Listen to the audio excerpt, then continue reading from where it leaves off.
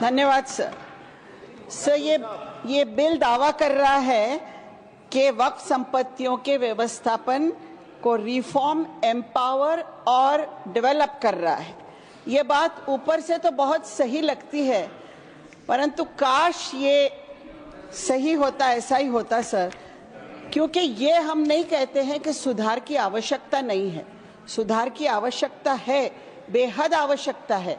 मैं महाराष्ट्र में औकाफ की मंत्री भी रह चुकी हूँ, आज वक्फ बोर्ड के मेंबर करके भी 4 वर्षों से काम कर रही हूँ। अपने अनुभव से कहती हूँ कि सुधार की आवश्यकता है, लेकिन सर इन सुधारों के लिए, जिसके लिए मैं 4 वर्षों से प्रयत्नशील हूँ, वक्फ बोर्ड को जो प्रश्नों का सामना करना पड़ता है वो भी उसका अनुभव मुझे है। और सबसे बड़े प्रश्न जो 3 है वक्फ बोर्ड्स के सामने, उसमें एक है एनक्रोचमेंट, दूसरा है भ्रष्टाचार और तीसरा है गैर कानूनी कब्जे। सर, इनसे निपटने के लिए वक्फ बोर्ड्स को सरकार की सहायता की आवश्यकता थी और है, परंतु बात नियत की है सर। अगर सरकार की रिफॉर्म्स की नियत होती तो इस बिल में वक्फ बोर्ड्स को एम्पावर करने का प्रयास होता। वक्फ बोर्ड्स को गवर्नमेंट के पेट्रोनाइजेशन की आवश्यकता थी और है, मजबूतीकरण की आवश्यकता थी और है सर।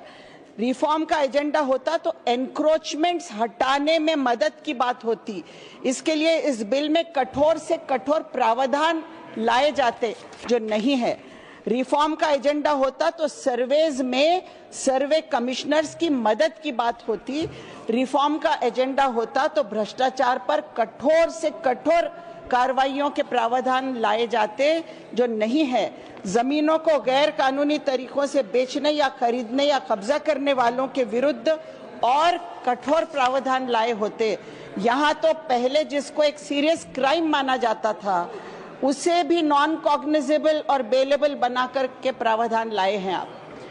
सर, मुतवल्लियों से जो वक्फ बोर्ड्स को शेयर मिलता है, जिससे कब्रस्तानों के, मस्जिदों के काम होते हैं, वो शेयर को भी आपने कम कर दिया है, 7% से 5% पे ला लिया है, क्योंकि वक्फ बोर्ड की और तो कोई इनकम नहीं होती है जिसकी आप बात कर रहे हैं।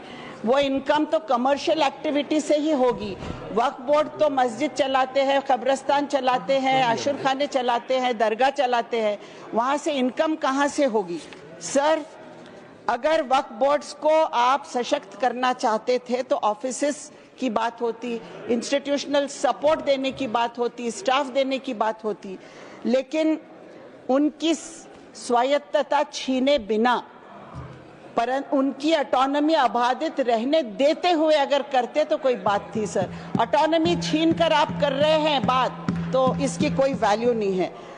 क्योंकि सर, अगर मुझे मेरा घर चलाने में कुछ कठिनाई आ रही है तो आप ये नहीं कर सकते कि मदद के तौर पर आओ, हम आके आपके घर का मालिक बन जाते हैं, क्योंकि आप अपने घर में कठिनाई आपको हो रही है घर चलाने में। तो उस तरह की बात यहाँ हो रही है। सवाल यह है सर कि क्या नॉन कम्युनिटी मेंबर्स बोर्ड्स पर लाए जाने से बोर्ड्स एम्पावर हो जाएंगे? क्या लॉजिक है इस बात की? सर, आप कहते हैं कि वक्फ बोर्ड्स धार्मिक संस्था ही नहीं है। आपने कहा कि धार्मिक संस्था ही नहीं है। मस्जिदों का, दरगाहों का, कब्रस्तानों का, आशुर खानों का व्यवस्थापन करने वाले धार्मिक संस्था नहीं है। जो वक्फ बोर्ड की जमीन लोगों ने डोनेट किए हैं रिलीजियस पर्पस के लिए, वो व्यवस्थापन धार्मिक नहीं है। ये सोच भी कमाल की है सर। आप मुझे बोलने देंगे? एक तो आपने आखिर में मेरा नंबर लाया सर, और आप घंटी बजा रहे हैं। प्लीज मुझे बोलने दीजिएगा सर, ये बात अन्यायकारक है। मैडम, जहां नाम सर, है, आप please 1 minute please consider sir. जहां सूची में नाम है मैडम, मैं वही पुकार सकता हूँ। जो समय लिखा है उसका मैं पालन करता हूँ। प्लीज, नाम नीचे आता गया मेरा sir. Please conclude please. Madam, please seat पर बैठकर न बोले, जहां पर नाम सूची में वही मैं बुला रहा हूँ। प्लीज सर, आप कंक्लूड करें। मुझे बोलने दीजिए सर, प्लीज। हाँ, बोलिए, कंक्लूड करिए। वक्फ जमीनों का सबसे बड़ा एनक्रोचर कौन है, ये मैं पूछती हूँ।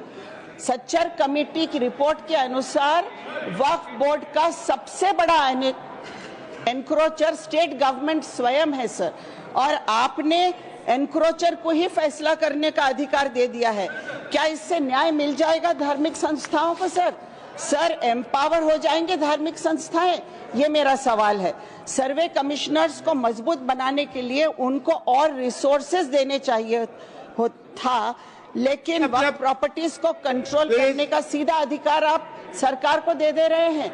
ये क्या ये अन्यायकारक नहीं है? सब बचपन में एक कहानी सुनी थी कि एक भेड़िया सर बकरे की खाल ओढ़कर शिकार करता है। मुझे वो कहानी आज याद आ रही है। सर प्लीज मुझे बोलने दीजिए। मैं बोलने दे रहा हूँ आपको। कंक्लूड अनएंडिंग टाइम नहीं दे सकता, अनएंडिंग टाइम नहीं दे सकता, प्लीज नहीं बजाएंगे सर। ये बिल सुधार नहीं बोल के खुद एक तरीके का एनक्रोचमेंट है माइनॉरिटीज के अधिकारों पर, माइनॉरिटीज के संवैधानिक अधिकारों पर। सर, आर्टिकल 14 से 30 तक के हर आर्टिकल का उल्लंघन हो रहा है इस बिल में सर। माइनॉरिटीज में केवल मुस्लिम्स नहीं है, क्रिश्चियंस है, सिख्स है, बुद्धिस्ट है, पारसी है, सब है सर। आज मुस्लिम्स की बारी है, कल क्रिश्चियंस की आएगी, परसों बुद्धिस्ट की आएगी। सर, मैं ये पूछना चाहती हूँ कि आप गरीब मुसलमानों के फायदे की बात कर रहे हैं, ये चर्चा हो रही है, किस तरह करोगे सर? जिस तरह सेना के लिए आरक्षित जमीन 13,000 एकड़ जमीन आरक्षित जो है 50 वर्षों से, वो जमीन आपने अडानी जी को दे दिया, बाबा रामदेव को दे दिया, आपने रवि शंकर को दे दिया। उसी तरह आप भला करोगे मुसलमानों का, गरीब मुसलमानों का? किस तरह करोगे? मुसलमानों को आप क्या दोगे इसमें से? क्या आप इन जमीनों को बड़े बड़े पूंजीपतियों को देकर उसमें से इनकम निकालोगे? आज आपके पास बजट है, आप उस बजट में से मुसलमानों का भला करिए। ये मेरी आपसे विनंती है सर। कंक्लूड करिए मैडम। मेरा सर प्रश्न सुधांशु त्रिवेदी ने जो यहाँ उपस्थित किया था मुद्दा कि एक कम्युनिटी आज जो है वो माफिया के साथ है, गुनहगारों के साथ है। मेरा सवाल ये है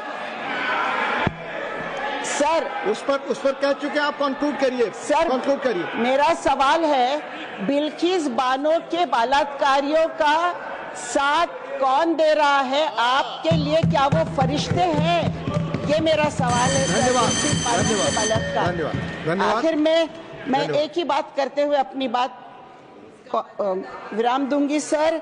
बहरों की अदालत में गूंगे की गहवार है, बहरों की अदालत में गूंगे की गहवार है, सजा उसी को मिली है तीर जिसके आर पार है। धन्यवाद। धन्यवाद। धन्यवाद। Shri George Kurian. Honourable deputy chairman sir,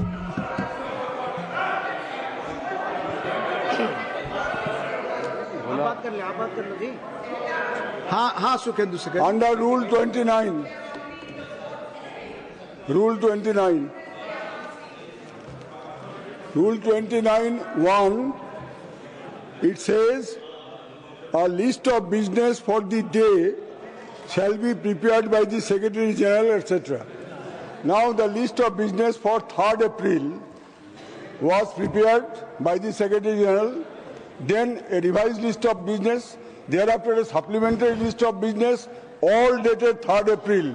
We are now on 4th April. There is no list of business for 4th April. Thank you. There is no list for 4th April.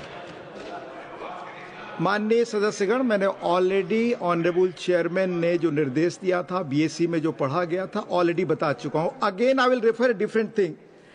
This is Rajya Sabha at work. It's very clearly mentioned. As already stated, a sitting of the House concludes at such time as the chairman may direct. Without going into detail, again I will read a quote. Sitting of the council shall conclude at such hour as the chairman may direct. I have conducted the proceedings and continuing uninterrupted till this bill is concluded. It has been made clear. Thank you. Sri Ramji Lal Suman. Now George Kurian, please. George Kurian. दो बार मैंने स्पष्ट कर दी स्थिति, 2 बार please. George Kurian. I express my gratitude towards Modi ji and Kiran ji for giving this opportunity.